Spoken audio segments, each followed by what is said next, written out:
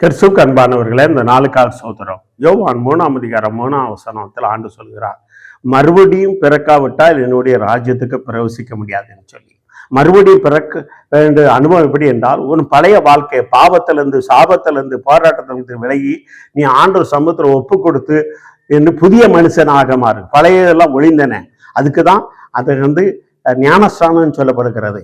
அதுக்கு உன்னை அந்த ஞானஸ்நானத்தில் பாவ சாபங்கள் எல்லாம் அடக்கம் பண்ணப்பட்டு ஆண்டவருக்கு ஒப்பு கொடுத்து முழு மனதோடு ஆண்டவருக்கு ஒப்பு கொடுத்து, ஆண்டவரே நான் முழுமையாக மனம் திரும்புகிறேன், எனக்கு ஒரு மறுபடி பிறக்கிற ஒரு அனுபவத்தை தாரும் சொல்லி கேட்கும் பொழுது இன்னைக்கு ஆண்டவர் உங்களுக்கு கொடுக்க வல்லவராய் இருக்கிறார்.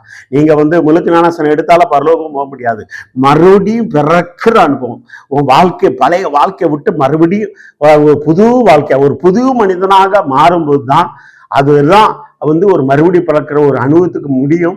தான் தேவனுடைய ராஜ்யத்துக்கு போவோம். எத்தனை பேர் நீங்க விசுவாசிக்கிறீங்க, எனக்கு மறுபடியும் பிறக்கிற ஒரு அனுபவத்தை தாங்க ஆண்டவரேன்னு சொல்லி கேட்கும் பொழுது இன்னைக்கு ஆண்டவர் கொடுக்க வல்லவராய் இருக்கிறார். இந்த வார்த்தை கேட்கிற சகோதரே, நீ எந்தெந்த இடத்துல இருந்து கேட்டுக்கொண்டு இருக்கிறாயோ மறுபடியும் பிறக்கிற ஒரு அனுபவத்தை ஆண்டவர்கிட்ட கேளு. ஆண்டவரே மறுபடியும் பிறக்காவிட்டால் உங்களுடைய ராஜ்யத்துக்கு நான் பிரவேசிக்க முடியாதே, அந்த ஒரு அனுபவத்தை எனக்கு தாரும் சொல்லி கேட்கும் பொழுது ஆண்டவர் கொடுக்க வல்லவராய் இருக்கிறார். கண்கள் மூடி ஜெபம் செய்வோமா? ஆண்டவரே மறுபடியும் பிறக்காவிட்டா என்னுடைய ராஜ்யத்துக்கு பிரவேசிக்க முடியாது சொன்னவரேன். அப்பேற்பட்ட அந்த மறுபடியும் பிறக்கிற அனுபவத்தை இந்த வார்த்தை கேட்கிற ஒவ்வொரு மேலும் அப்ப யாரா இருக்கலாம் அந்த பாக்கியம் அப்ப கிடைக்குதோ அந்த சாக்கியத்தை நீ குளிக்கபடியா சொல்லிக்கிறேன். நேம் ஆஃப் ஜீசஸ், இயேசுவின் நாமத்தினாலே. ஆமென், ஆமென், ஆமென், ஆமென்.